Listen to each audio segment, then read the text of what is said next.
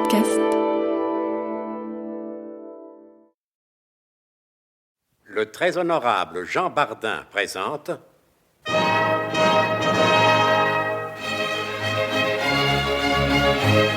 Bon baiser de partout.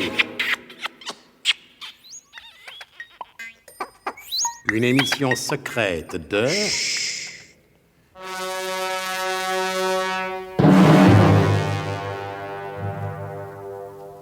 Donc, pendant que le colonel de Guerlas et ses bras droits, ainsi que mademoiselle Trouscott, la dévouée secrétaire, et la malle-cabine où est enfermé le professeur Slalom Jérémy Ménerlache, donc pendant que tout ce petit monde navigue sur l'escorteur de mine La Vigoureuse, en direction de la mère patrie, mais par des voies qui semblent connues du seul commandant Stolfoula, le maître à bord après Dieu de La Vigoureuse, donc, sur ces entrefaites... National, naturellement. Ah, tiens, vous étiez là, mon colonel. Quand il y a un bon mot qui traîne, je ne suis jamais loin. Moi qui vous croyais sur La Vigoureuse. Mais j'y retourne de ce pas. De ce pas cadencé tant de fois quand j'étais jeune lieutenant à Sidi Bellamès. Continuez, mon vieux, je vous en prie. Donc, sur ces entrefaites... Des mers.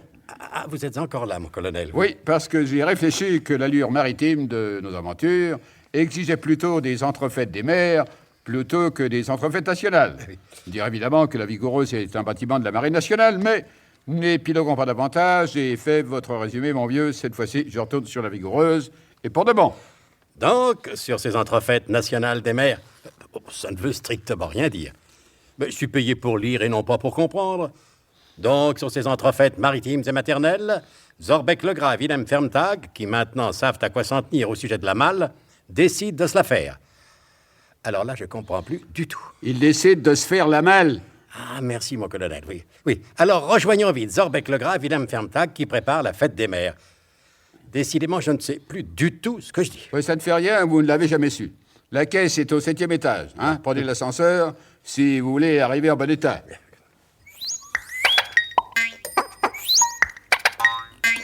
Messieurs les passagers à destination d'Alexandrie, Djibouti, Karachi, Yokohama, Las Vegas et Fontenay-aux-Roses sont informés que l'avion a 3 minutes de retard. I passeggeri a destinazione di Alessandria, Djibouti, Karachi, Yokohama, Las Vegas et Fontenay-aux-Roses sono informati che l'aereo a 3 minuti di ritardo. Bon, alors là, voilà, vous voyez, Zorbeck, nous avons déjà 3 minutes de retard sur le colonel. Non, écoutez, ne soyez pas nerveux, Je Fermtag. ne suis pas nerveux, mais je m'impatiente. 3 minutes dans la vie d'homme tel que nous, ça compte Écoutez, alors. je vais vous dire, remettez votre monocle en place. Oui, Sans monocle, pardon. votre œil est encore plus sinistre. Puisque vous avez la paupière tombante, c'est répugnant. C'est pas la paupière, c'est l'œil qui... Bon, écoutez, s'il vous plaît. Fermtag, vous n'êtes pas bien ici. Un aéroport, c'est toujours très agréable. Non, Zorbeck. Un aéroport est toujours un endroit dangereux, bourré d'espions, de policiers, de douaniers. Je n'aime pas les aéroports. Écoutez, je vais vous dire, moi, une chose. Je ne suis pas du tout de votre avis. Et moi, tous les dimanches, je vais à Orly. Voir les grands Boeing. Ça me change de mon petit HLM, le bloc 21, où tous les matins, je suis obligé de me lever à 7 heures. Avec ma sœur, on va prendre le métro. Mais oui, heureusement, il y a les dimanches à Orly. Qu'est-ce que vous me chantez là? Qu'est-ce que c'est que ce nouvel accent que vous avez maintenant? Qu'est-ce que ça veut Qu'est-ce dire, que ça? c'est que vous me chantez là? Depuis le temps que je travaille avec vous, j'ai eu maintes et maintes fois l'occasion de me rendre compte que vous n'étiez pas poète. Je peux me permettre de vous dire ça. Il y a des moments tout de même où cette vérité m'est difficilement supportable. I passeggeri a destinazione di Alessandria, Djibouti, Karachi, Yokohama, Las Vegas e Massy Palaiso sono pregati di presentarsi all'ingresso C per l'imbarcazione immediata.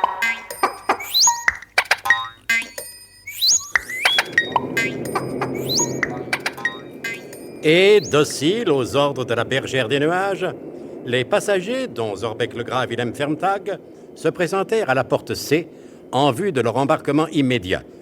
Mais, immédiat voulant dire 3 quarts d'heure dans tous les aéroports du monde, ce n'est que 3 quarts d'heure plus tard qu'ils bouclèrent leur ceinture et cessèrent de fumer. Ah, tout ce temps perdu, Zorbeck. Mais c'est de votre faute aussi. Vous n'avez pas voulu prendre un avion taxi. Mais vous savez bien que les avions taxis sont horriblement chers. Ah, une fois de plus, vous pouvez le constater, le temps, c'est de l'argent. Vous avez raison, Zorbeck. alors. Et je connais un proverbe français qui illustre parfaitement ce que vous venez de dire. Oui, je sais, time is money. Non, j'ai dit un proverbe français. Oh, pauvre Ferntag. Mais avec vous, les proverbes français en prennent toujours un sérieux coup, hein. Attendez que je me cale bien dans mon fauteuil. Là, j'attache ma ceinture. Et maintenant, j'écoute votre proverbe français. Oui, écoutez, vous pouvez. C'est un très vieux proverbe où il est question des rapports du temps et de l'argent. Écoutez, l'argent ne fait pas la bonne heure.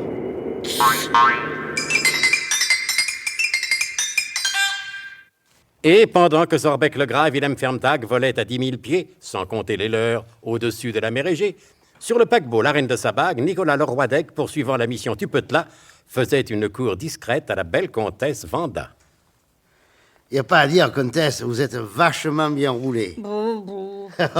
Ne protestez pas, je m'y connais. Vous savez parler aux femmes. Et pourtant, si vous saviez, au début, j'étais timide. Et puis quand je me suis rendu compte que dans le fond, ça leur faisait autant plaisir qu'à moi, je me suis plus gêné. Vous avez dû en faire des ravages. Plutôt. Mais ne causons plus de ça, comtesse. J'ai horreur de la vanité. Je vous dirais bien qu'il y en a des qui ont fait des trucs terribles pour moi, mais discrétion, discrétion. Avec moi, une femme du monde n'a jamais rien à craindre. Vite fait, bien fait. Au revoir et au plaisir. On a de l'éducation. De la branche, quoi. Vous savez, ça s'apprend pas. On est comme ça. Dites-moi, comment se fait-il que vous m'ayez remarqué? Faut dire que vous passez pas inaperçu toutes ces histoires dans les journaux, les Playboy, les diamants qu'on a volés 3 fois. Moi, je lis les hebdomadaires, hein, ça me cultive. Vous savez que parfois, les journalistes, ils ont beaucoup d'imagination. Eh ben, tant mieux, parce qu'il y en a quelques-uns qui ne me plaisent pas du tout. Je sais bien que des goûts et des couleurs, mais enfin, tout de même. Alors, dites, Paul Gut, c'était pas vrai? Je ne vous croyais pas naïf à ce point. Bon, eh ben, ne parlons plus de tout cela. Le passé, et devant nous s'annonce un avenir rayonnant avec un présent qui n'a pas l'air mal non plus. Précisément, à propos de présent, hein? N'aviez-vous pas dit que vous vouliez me faire un cadeau? Un drôle de cadeau, même. Un cadeau terrible, et qui vaut son pesant d'enclume. Encore des enclumes. Le microfilm des plans du Biglotron. Mais qu'est-ce qui a bien pu vous faire croire que je pourrais être sensible à un tel cadeau? D'abord, parce qu'il faut bien avouer, je n'ai rien d'autre à vous offrir. Les rivières de diamants ne sont pas mon genre. Et ensuite, parce que je sais que sous la Vanda Vodka-Milkevitch, des journalistes et des chroniqueurs mondains, se cache le puissant cerveau d'une redoutable organisation. Qu'est-ce qui vous fait croire ça? N'oubliez pas que j'étais là quand vous avez expédié ce vieux guignol d'Otto von Pilsen-Schnaps. C'est un épisode de votre vie qui ne risque pas de paraître dans les potins de la commère. Cet épisode n'avait qu'un seul témoin, vous. Et entre votre parole et la mienne, hein? Qui hésiterait? Moi? Goja! Je plaisantais, comtesse. Je l'espère bien. Alors, puisque vous l'acceptez, permettez-moi, belle comtesse Vanda, de vous offrir cet humble microfilm qui représente tous les plans du Biglotron. Vous me le donnez comme ça? Bien sûr, comment voulez-vous que je vous le donne? Vous voulez que je vous le fasse porter par le maître d'hôtel, sur un plateau d'argent, avec des fleurs et ma carte de visite? Ce n'est pas ça que je voulais dire. Ah, que vouliez-vous dire alors? Je voulais dire... vous mettez ma pudeur de femme à une rude épreuve. Je voulais dire, vous me le donnez comme ça, sans rien demander en échange. Bon, la façon de donner vaut mieux que ce qu'on donne. Et si votre façon à vous ne me plaisait pas, vous a-t-on déjà dit que vous aviez de fort jolis yeux? Oui, naturellement. Je vous ai déjà rencontré, et ça me vantait que dans mon genre, hein, j'étais plutôt un terrible à Richelieu-Drouot. Je ne sais pas si vous connaissez. Bref, quand je vendais mes enclumes à Richelieu-Drouot, il y avait toujours une petite brune qui venait se mettre au premier rang. Jamais elle n'achetait d'enclumes, mais elle était là, elle me regardait. Je voyais bien que ce qui l'intéressait, c'était pas mes enclumes. Les femmes n'y connaissent jamais rien aux enclumes. Non, elle venait pour moi. Et ça me faisait chaud au cœur quand elle était là. Je ne voyais plus les enclumes passer, tellement j'en vendais. Pourquoi vous ne venez pas boire un verre dans ma cabine? C'est-à-dire, on pourrait aller au bar, ce serait plus pratique. Et la discrétion, mon ami? Nous ne pouvons tout de même pas échanger notre microfilm comme ça. Oui, échanger, c'est vrai. Vous avez peut-être raison, comtesse. Bon, t'en fais pas, Mémène, non, c'est pour la France.